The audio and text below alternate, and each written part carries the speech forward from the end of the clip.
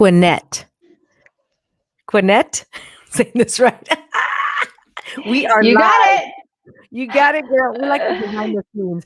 Welcome to the Get Up Girl podcast. I am your girl, Joanna Vargas, and I am here with my gal, my boo, Raquel. Now, wait, drum roll, Quinet.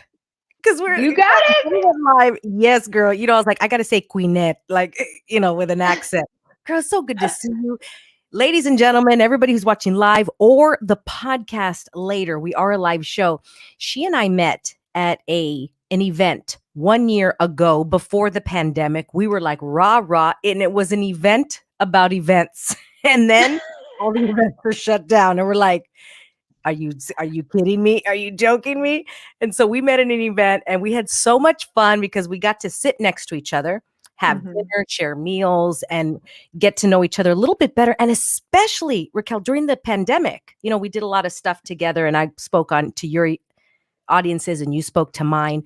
Welcome to the show because you've been on my Instagram, but now you're on the podcast. How the heck are you? I am so good. And thank you so much for having me on your show. I am so excited to get caught up, give your audience some value. And what I know about Joanna is she is a crazy networker prior to the pandemic. Like when she says that, like, we met at an event, she knew every hotel employee, that she basically got the chef and the whole crew to come out and serve us extra meals. Right. So I just knew from that point on, she was my girl.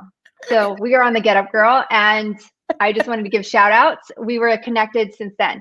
In our very first event, not even knowing how to do a virtual event, Joanna was one of our speakers. That was so much fun. And I made so many connections from that event. And you went quickly right after the pandemic hit.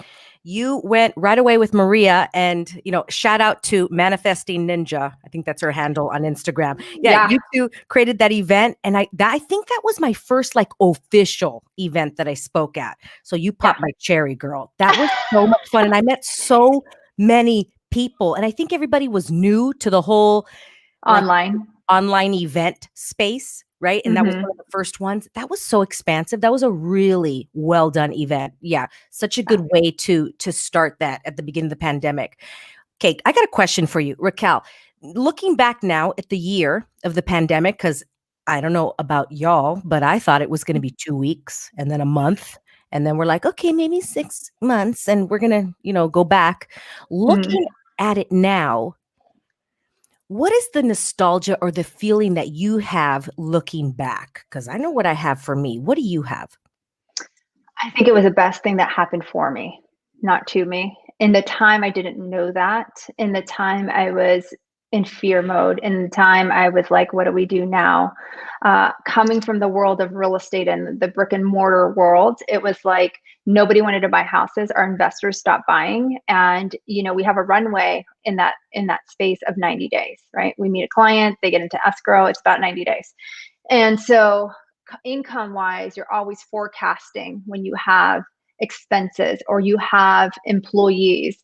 And when you see that, okay, we're shut down and it's 2 weeks, then they're saying, oh no, it's a month. Then they're saying it's until summer. You start to get chills like, oh no, I've got to make some big moves really fast and really quickly, because I knew when the recession had hit the first time, we were slow to make changes. This time it came around and it was, we got to move fast, even if we don't see the other side yet. Amen to that. That's exactly what I can feel when I look back at it. And I was, oh my gosh, using all the tools, Raquel, that I've ever learned in all my self-development. It was like that moment, you're learning and all of a sudden here's the fight scene, right? Yeah. And I was like, everything I've learned, it's for this moment right now, Joanna. Get it out. Yeah. Here we go. Whatever, that knife that you've been sharpening. Whatever weapon, tool. Yeah. You're like, it's coming in handy. Right. I did so much meditation and reflection and walking and being with earth, get as cliche as possible to breathe through it. And you're absolutely right. I was slow to move other times, but then yet not wanting to go too quickly. And then because there were some choices that I made at the beginning of the pandemic that were too quick. Looking back now, it's like, okay, taking a little bit more of a pause, but it was also out of fear mode. It was such a gift for me, like you said, for me, So what is one of the things or a few of the things that you did to shift quickly? Yeah, I actually, the old me probably would have never asked for help. And the new, like last year when this had hit, I knew people were smarter than me. I knew I had mentors in my corner that were telling me about PPP. I got in circles that had bigger businesses than me. And I had no idea what I didn't know, right? I just knew that, okay, if we were going to grab PPP money for our employees, we needed to apply. And when B of A, who we bank with, was not accepting money, they told us my circle, right? It's relationships that help you during hard times. And I couldn't have believed that more than last year. They told me, hey, go through PayPal. We got proof right away. Money was in 30 days. We kept it afloat. And then I would say that's one thing is like I got around people that had bigger problems and bigger businesses than me because they were able to navigate. And so my problem seems a lot smaller. I love that. I love those people where they're like, "Oh, girl, that's nothing." I'm like, "Really? Okay, good." I feel a Yeah. little bit better. Okay, keep going. They gave me ideas which I didn't know about because I'm like, when something new is on your plate and there are rules to it and people are making up these rules as the pandemic is happening, I would have been like, let's look at the document, let's figure it out. But these people that I hung out with had loopholes and they were taking a portion of PPP money and paying their employees or paying their expenses that were allotted for it. But then they took other half to make crazy investments. I would have never known that had I not been in those types of circles. What type of investments? They were buying businesses. They were acquiring properties because people were scared. And so a lot of people bought real estate during that time. And now looking back, with inventory being low across the country, it was a steal. Yes. And they weren't obligated to pay that back till, guess what, this year. Smart on how to float money, free money, and create something with it, and knowing when your deadlines are to pay it back or be forgiven for it. How did you meet these people and how did you get in these circles? Because you said before you probably wouldn't have asked for help, as same thing. Yeah. I have always been part of like masterminds, and in the rooms that felt the most uncomfortable or like, why did I deserve to be in this room? I just stretched myself to say, I just want to be a fly on the wall, right? Even if I was super quiet and I had nothing to contribute to the conversation, those conversations stretched me. I Yes. didn't know at the time of the pandemic how valuable this network was because I was so focused, just like probably you were so focused on your studio or your business, right? I was so focused on real estate that I didn't have like my eyesight on other people or other industries until the last person I had worked for was really big in the online space and had a great network of people and had people around him that were smarter. And so I was like, hey, can I just be in those conversations? Right? What are As you're some, educating business owners, I want to be part of that. what are some of the things, Raquel, that you do? Do you just pick up the phone? Do you DM them? What is your process? Yeah.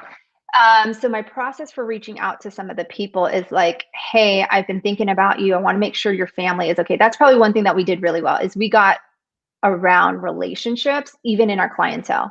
So we have been in business and real estate for 22 years. And some of them, we pissed some people off, but at the end of the day, it was the intention, right? We went in through every single Facebook friend, and you might have gotten one, right? Like, is your family okay? Do you guys need anything at this time? Can we provide resources or point you in the right directions? Are you guys okay?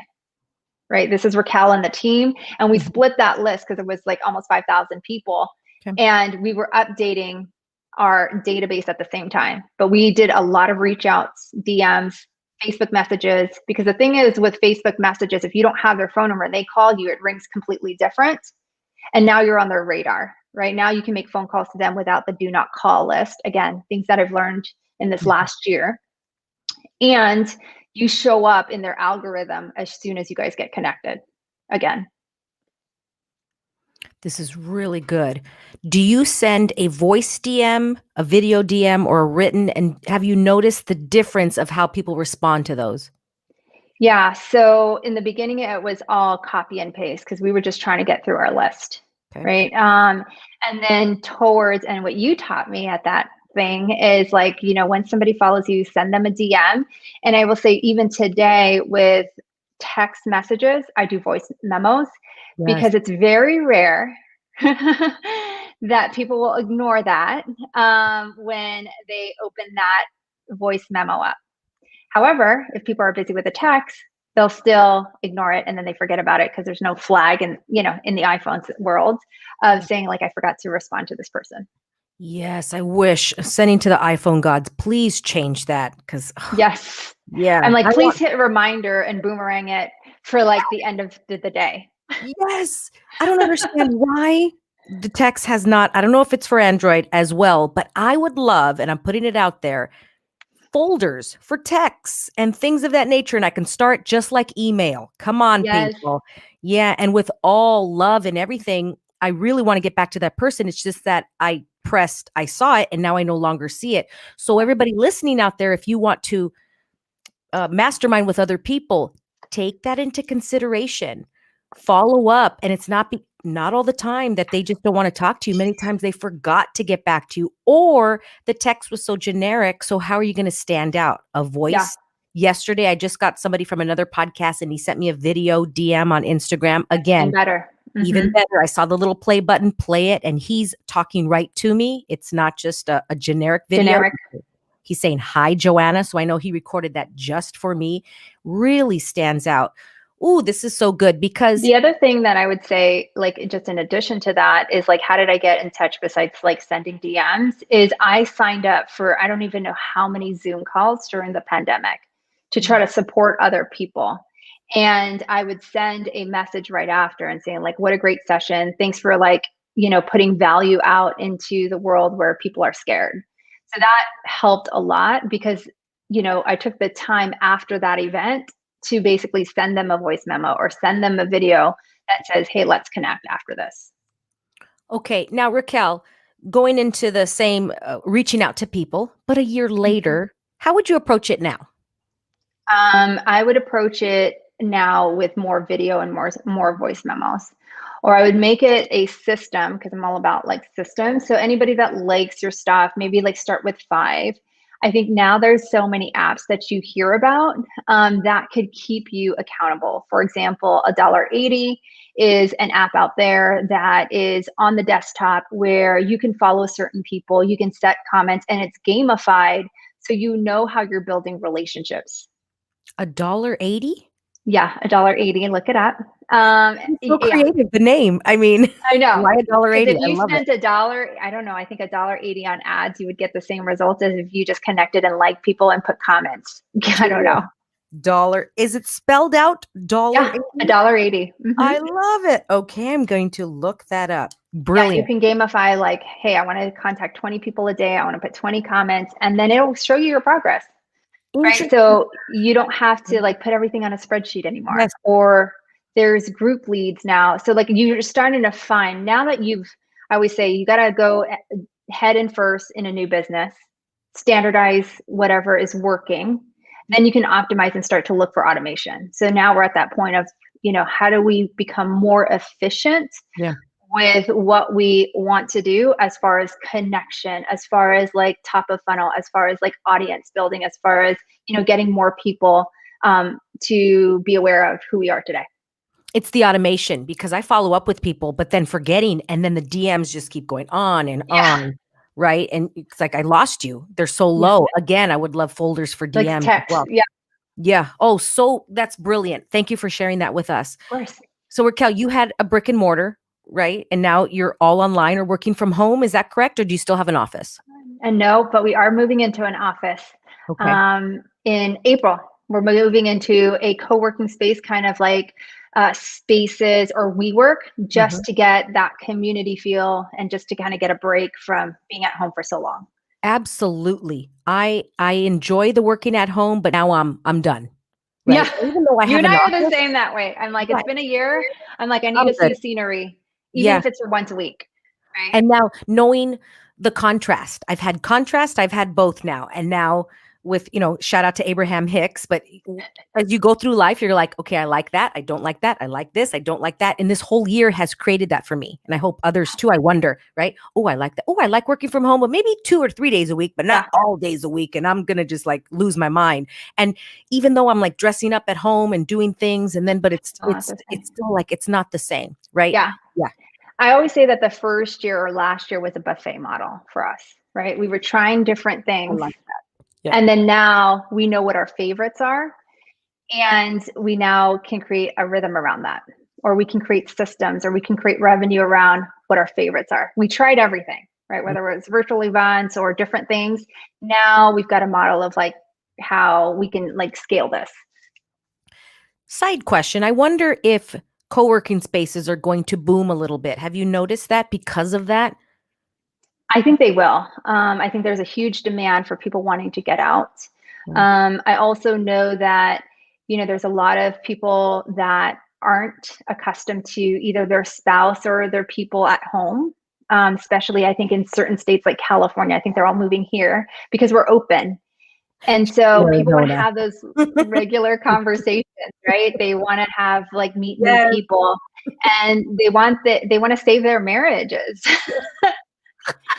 We're moving to Arizona because we want to save our marriage, right? Because you're getting on my nerves. Oh, the market has been so crazy here, and majority of them, I would say 80% of our clients are coming from California. Absolutely. Yes. Woo, what a change and what a difference. Okay. How the heck are you creating this 7-figure vision? What did you do? How did you change in this year? Because I actually, I'm curious for our audience, and because I love you and I want to hear about what you're up to. Yeah. Great question. And it all starts with mindset, right? Once you see a model, I'm a big believer in, having grown several different businesses, is once you see a model, you can't unsee it, right? Once you know it works, it's like, how do we make this bigger? Right? It's no different than when you got your first client and you were so excited and you're like, how do I get more clients? Now it's the same thing. It's like, hey, we hit 6 figures in 6 months in a pandemic. Now people are more open to buying things online, more open to hiring a coach online. How do we create that, or fast track, or create different things so that we have that 7-figure this year? So we looked at several different things. Again, like I said, it was buffet, right? Do we want our business to look like a membership? Do we want our business to look like one-on-one? Do we want our business to look like group?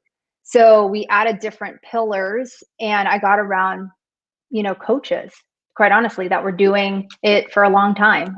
I always believe that coaches are like the cheat code of if you want to succeed, but you better have clarity, because in the lack of clarity and strategy, everything is an opportunity.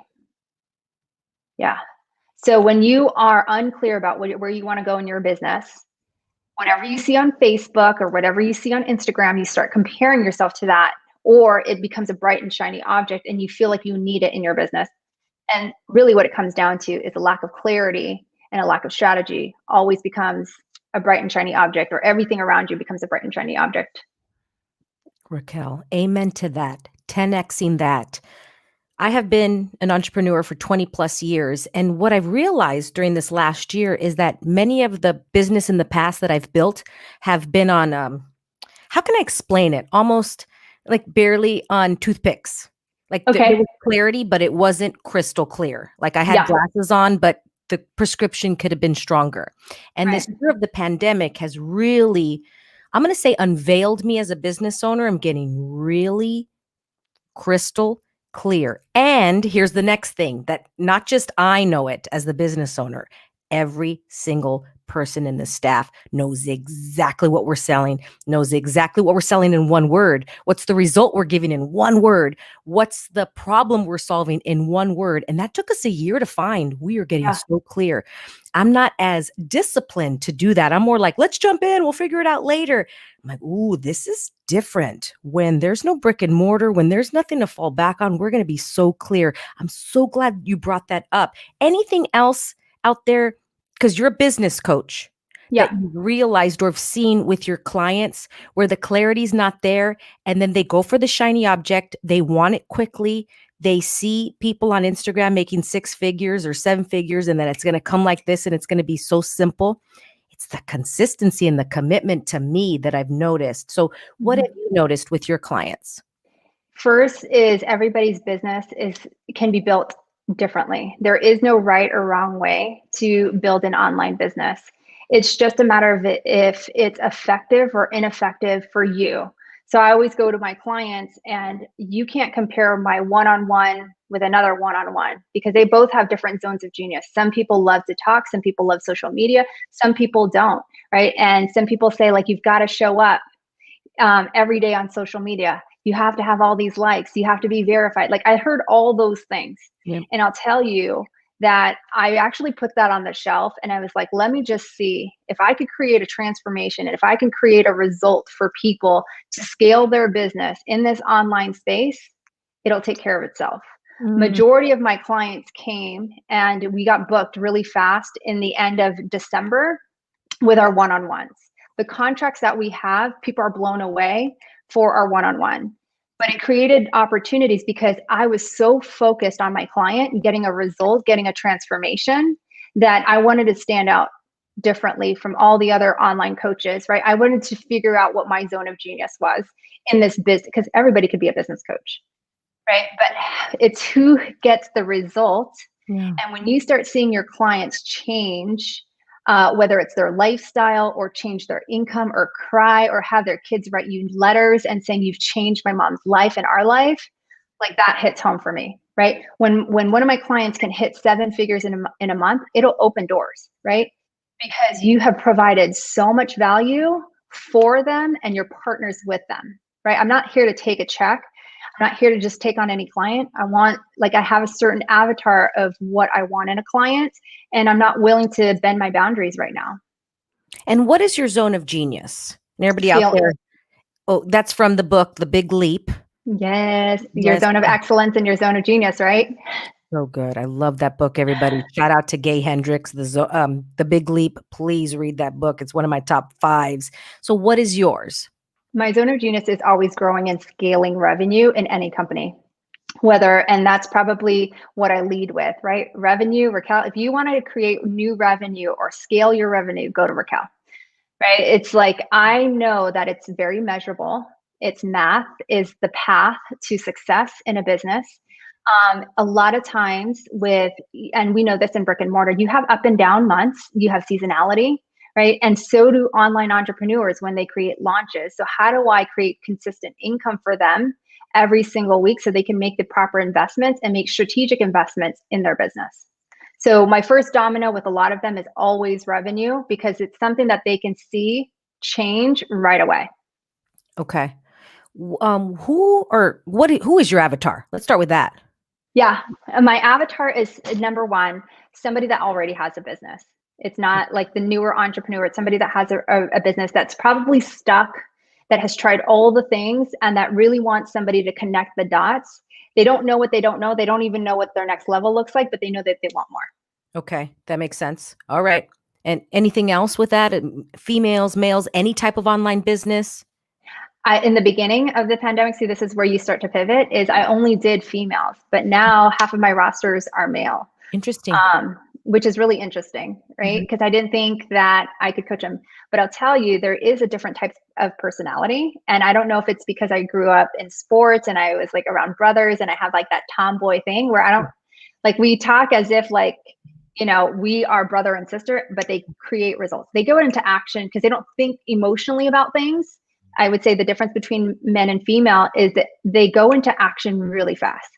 I'll give you an example. One of my clients, they're opening up 6 different locations. They're scaling their company to 100 sales agents. And I was like, I think you need to put a story, because what you've done in this world is completely disruptive. They had video cameras that afternoon. Right? It's quick phone calls. They don't think twice about it. They're, whereas, and I'm a female, whereas we would be like, okay, what's the plan? Who are we going to get? Who are we going to interview? Who's the best person for this job? Who should we contract for this? No, they had people right there that afternoon. Interesting. I was just talking to my last podcast interview with my gal Pinky, and we were talking about exactly this with money And I enjoy being in male dominated business groups because there is no emotion when it comes to money. It's like the time of day. It's just like, is the sky Mm-hmm. blue or purple? Like it's real like boom. With women, in my point of view and in my experience, there's a lot of emotion and they don't want to talk about the money. Have you Mm-hmm. noticed with your female clients when it comes to the money part, are they a little more secretive or there's more emotion to sharing the numbers with you? Yes. I think a lot of them, when they're hitting that next ceiling or they're hitting that next level, they're really uncomfortable about talking about money. Or they feel like they're not deserving. So there's a lot of mindset around, you got to own it before you kind of get there. Like if they had never reached seven figures, I see this a lot where people start to get stuck at that 5, 6, when really the hardest part was 0 to 6 or 0 to half a million. Yeah. Right. But it's the mindset that needs to kind of click from, that 6 to like over 7 figures, that 600,000 to over 7 figures. What is the mindset shift if you had to break it down and tell me logically? Yeah. So number one is, what's your relationship with money? Because however your relationship will show up in other ways, right? What's your mindset around money? Do you use money as some people grew up with like money is evil.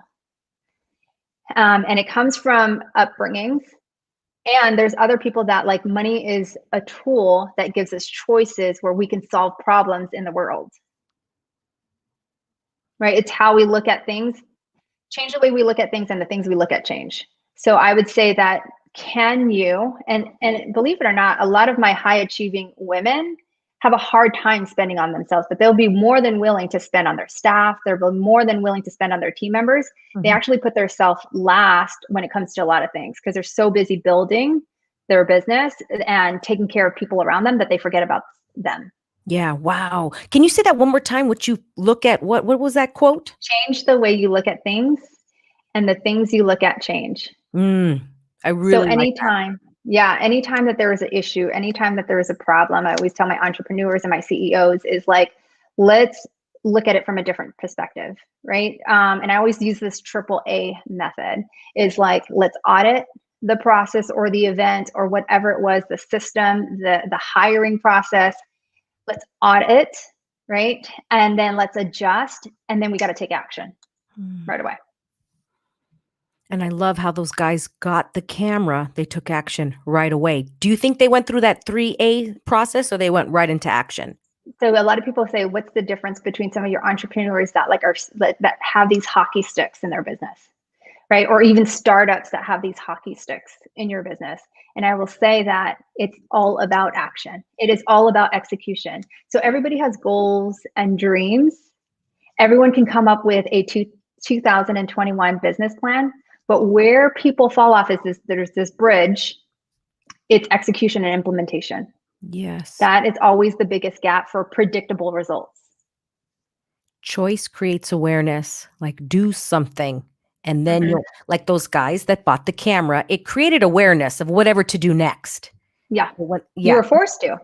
We got The the moment you cameras. made that phone call, you were forced to record whether you had your script or not. Yeah.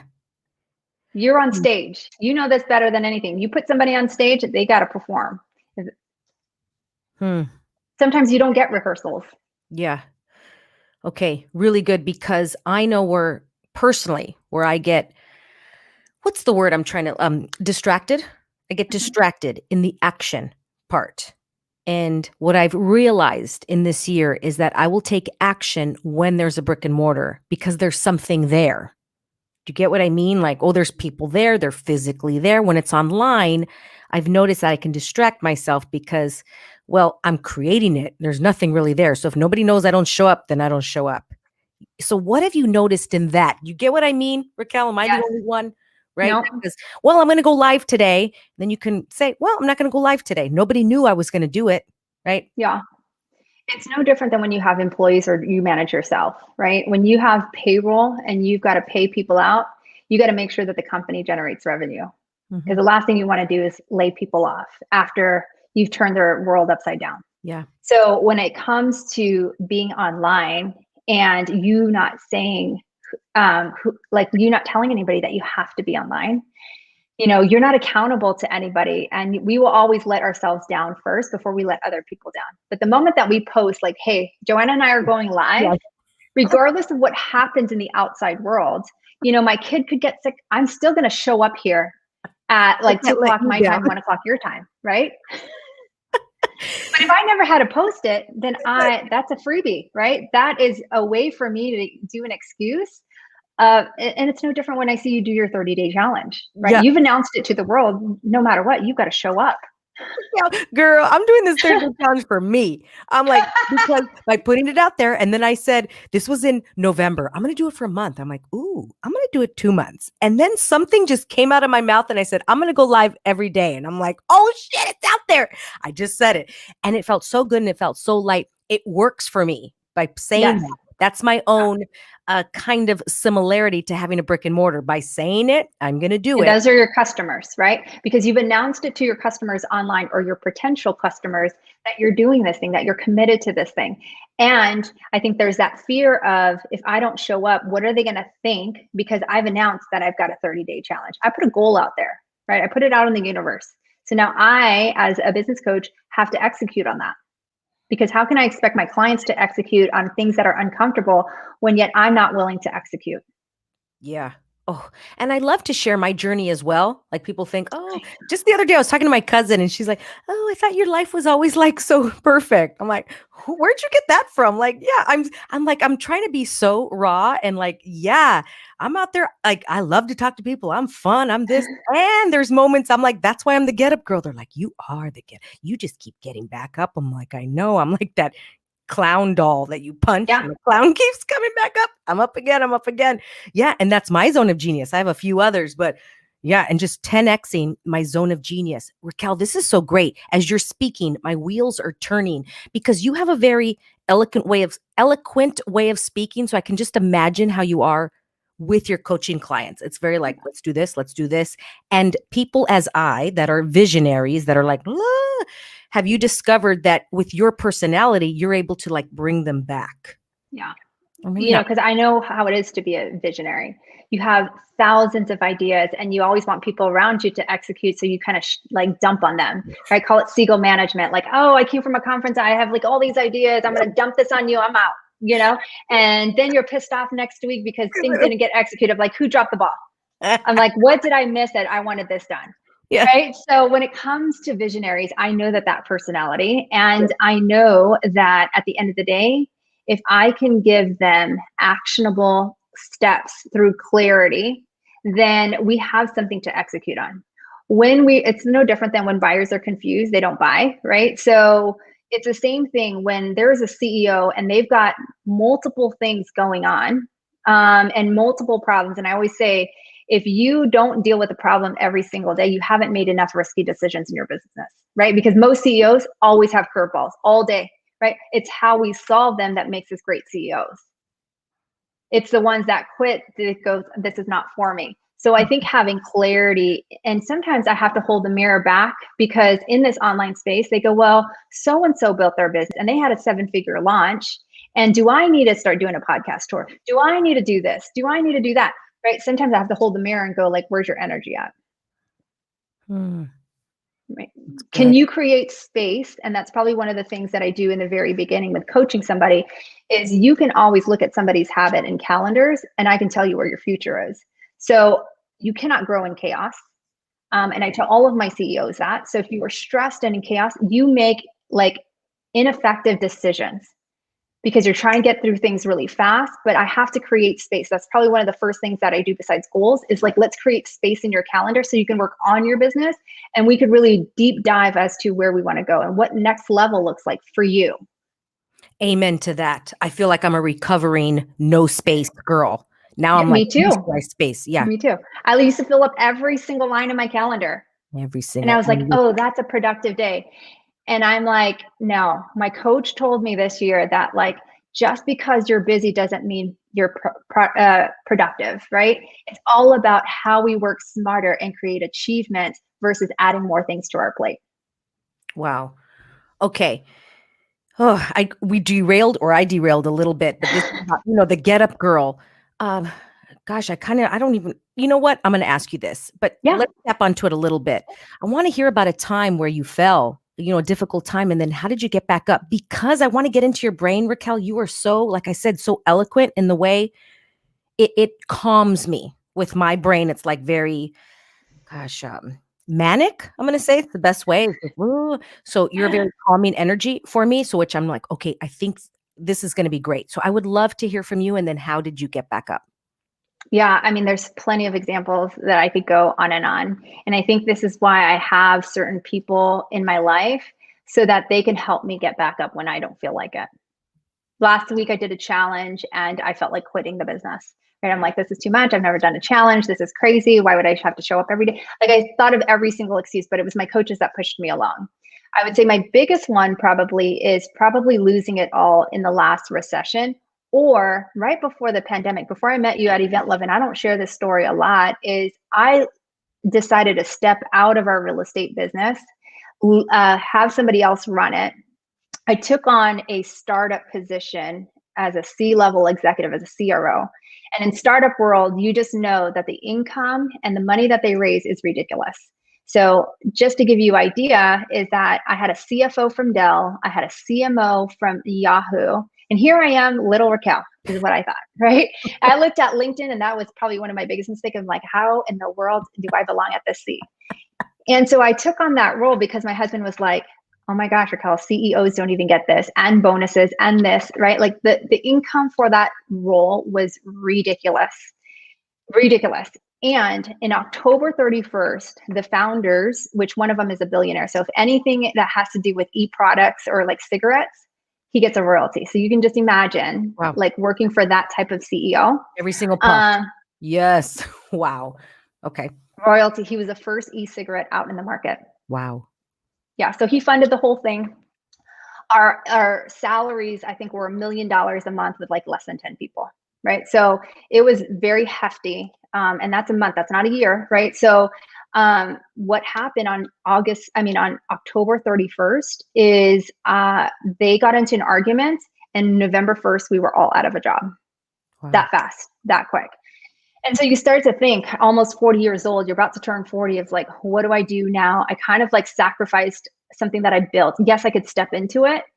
And what do I do now? So when I met you at Event Love, I had no idea. I think you probably remember this. Like, I had no idea what I was going to do. I was like, I'm still in the real estate, but like, I don't even know if I'm going to throw an event. I think I am. I don't know. And I was still trying to figure out what this women community or this event or these online like entrepreneurs were doing, because I didn't believe it. I'm like, do you just show up as a like influencer and take pictures and you get paid? Like, how do people make money here? So you had to figure all that stuff out. And it was probably, like I said, the layer of the pandemic. And when you are backed up against the wall with no income except for rentals, but here's the next kicker and the next layer is that every single tenant stopped paying rent. Yeah, every single tenant stopped paying rent. So we used a little bit of our savings, but then it started dwindling. Yeah. And I remember like calling my mom, and I was like, I have never borrowed from her. And I was like, Mom, I think I'm scared. I really do. And like, she would bring us food every single week, like my family, just to keep us afloat. And so it was probably in April where I just reached out to other people, because I had led teams remotely, and I just consulted other brokerages and other teams. And I just made those phone calls to try to get something in the bank. And sometimes when you get even a little bit, it doesn't mean like it made a difference. Yeah. Right? Because you're just like, this is not what I was used to making. Yep. And like the road seems a lot longer because you were so much in debt in such a quick period of time. Yes. And everyone's giving you different advice, and you're just like, what do I do? What do I do? So I would say that like how I got up from that, right, is having the events, just showing up, saying like, Maria, let's do an event, right? And we did that event at $22 because Chris Harder, our mentor, was like, nobody's willing to pay right now. And we donated 100% of those proceeds, to single moms. But that was a kickoff to more connections. You didn't know that when you were putting it together, because it wasn't a moneymaker. Yeah. Was it the year of yes, or kind of like that energy of like, just do it, go, just say yes to everything? That was for me at least. Yeah. I would say it was like more of a buffet of like, let's try this, let's Yeah. try that. That And is. then it was like, I think I was on 26 Zoom calls. And then it was like, oh my gosh, I'm zoomed out. Like, it's time to like really get serious and go, if we're really going to build this. Cause I was kind of like half foot in like real estate and half foot in the online space. Right. So what would it look like if we focused all of our energy to really building this next vertical in this business? So I challenged my assistant, who had been with me for 15 years, is like, if we can make the same amount of income, a six figure in a month, that we did in real estate, then it's a go. So that was our challenge to ourselves. We started in April, we hit it in July. So then it was just, all right, let's keep going. Let's figure this thing out. Because it proved to us that like you can make money online, because I wasn't a believer. Yes. Okay. What happens to me is at least I go into other people's realities. I go down the rabbit hole of comparing. And let's say, for example, somebody's listening to this and like, oh, Raquel did that in 6 months. Okay. Now, and then there's Joanna. It took me a year and I just literally got it. Like last week, I'm like, we got it. We finally got it. Now we're going to move forward. Everybody is different. I know we put this creating seven-figure vision during a difficult year. I mean, I put that just so that it could make you click, but let's get real, everybody. Everybody has a different journey, a different choice. And for me, it's been longer. It's a long year, yet it was required, Raquel, for me. Yeah. It was really required. I needed a whole year to marinate, to dance in it, to swim in it, and to really get it. Like, what do you really want, Joanna? And I'm so clear now. And now it's like, I can see clearly now, but I'm still happy. You know what I mean? But to go down that rabbit hole. So if you're listening going, oh, I'm right here going, yeah, I'm playing devil's advocate. Totally. Don't compare your insides to somebody's outsides, right? Don't compare your chapter 1 to somebody's chapter 10. And everybody is on their own journey. And that's what I want to like second you on for what you just said, is everybody is on their own journey. And what may felt like, oh yes, like we got six figures, it still wasn't enough, because I'm like, I'm not at the place of, oh my gosh, this is like made more than real estate yet. Right. So I still feel like I'm falling short. That's why I like had coaches that I hired, is because I haven't reached the success in a new field. I feel like I'm a newer entrepreneur as I'm learning a new vertical or a new like roadmap to the online business, right? It's like if you were to open up a brick and mortar in like the beauty space and then you opened up a health club, you know, some things are the same, but some things are completely different. Amen to everybody that's building a brand or an online business. It is a completely different muscle. And there similarities. For example, if you're a fit person and you have a six pack, well, to build your bicep, it might be a little easier. You get what I'm saying, right? Yeah. And for somebody that's been an entrepreneur for 20 plus years, I'm like, I feel so new. Like, yeah. Oh, and that's even after a lot of failures, right? Even in the brick and mortar space. I think I have just been able to recover because I had all those hard times of whether it was an employee embezzling from me, right? Or it was a, an employee filing unemployment day one, right? You start to just get, it's a muscle, like you said, right? You start to just keep building it and go, oh wait, that didn't work. Let's pivot. That didn't work. Let's pivot. It gets easier over time, just like working out. You're so right. It gets easier. I mean, all the stories of I'm going to call it the horror, oh, this employee did this and this happened. Really? Like you got to write a tell-all book. Yeah, but every entrepreneur, we just don't talk about it. Right. And let's go back to what you said at the beginning, Raquel, surrounding yourself with people where your problems are just like, yeah, that was Tuesday. Like no big deal. Like, oh, okay, cool. And you just, it's no big deal. But when I was surrounding myself with people that had played smaller, that chose smaller. So then I felt like my problems were so, oh my gosh, they'd look at me and go, you had to deal with that. So then I started to believe that. But when I'm around other people, yeah, whatever. Oh yeah, I've had people have sued me for millions, Joanna. No big deal. Yeah. Oh, okay. Cool. If you haven't been sued in a while, like, yes. If you haven't been threatened to be sued, you haven't been in business long enough. Because it happens one way or another. That's why you have a good attorney and all the other people. You learn along the way. You don't go for the cheapest, right? Because you've learned that path of buying the cheapest product or the cheapest service, and then you end up paying more.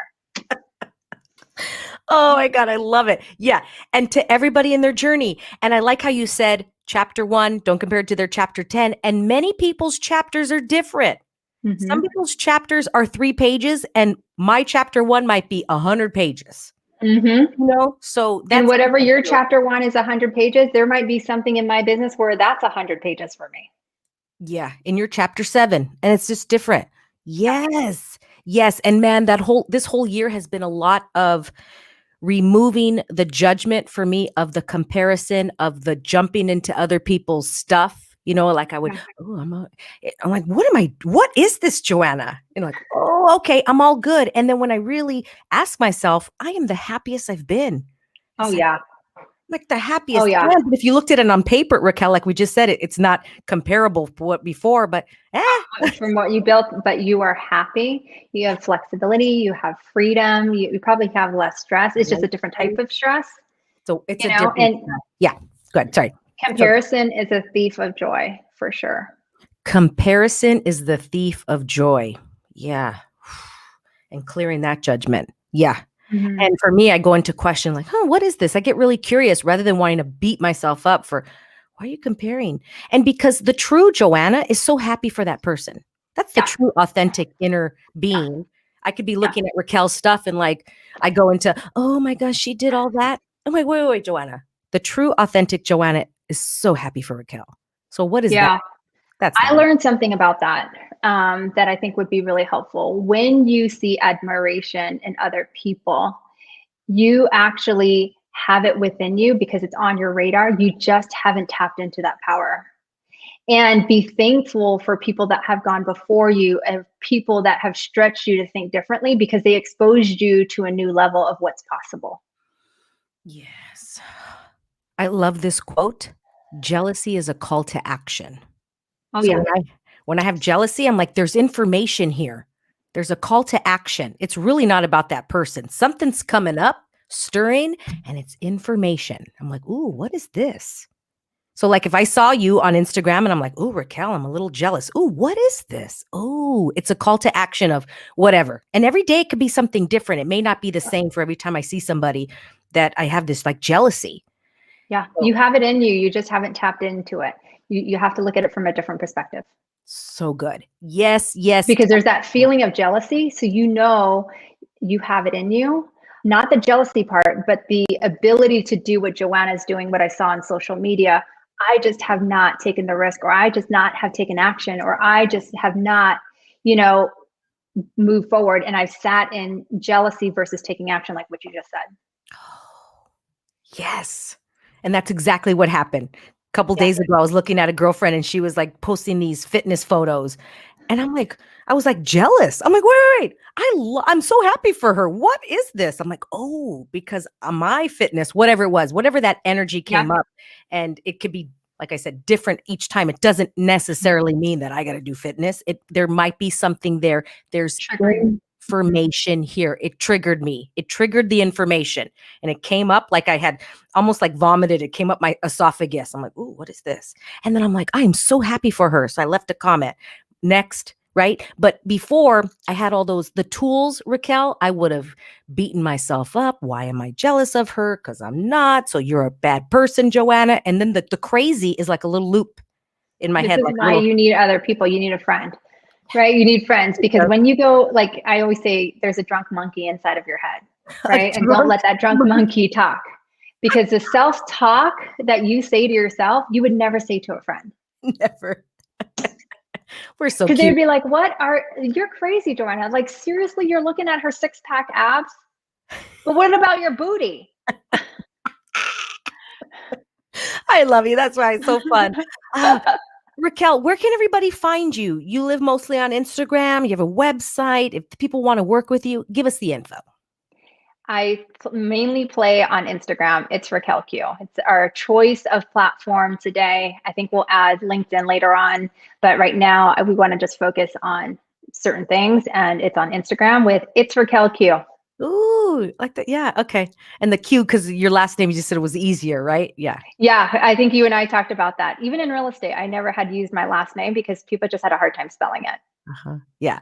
It's Raquel Q. Look her up. Follow Raquel on Instagram. Tag us both on this podcast and let us know what your takeaway was.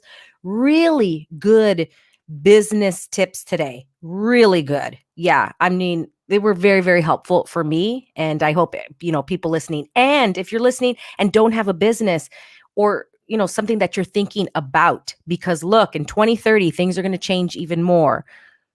And I wonder how many streams of income are we going to need or require in the future, right? Mhm. Let's look 1950s. It was one income per household. Yeah. Now it's Now multiple. 3 incomes per person. Yeah, Who knows what it's going to be in 2030? So I for wonder, sure. right? And let's create that now. Thank you, Raquel. I love you, and thank Thank everybody you so for much. yeah for watching or listening or however you're receiving this. And remember to get back up. We'll see you next.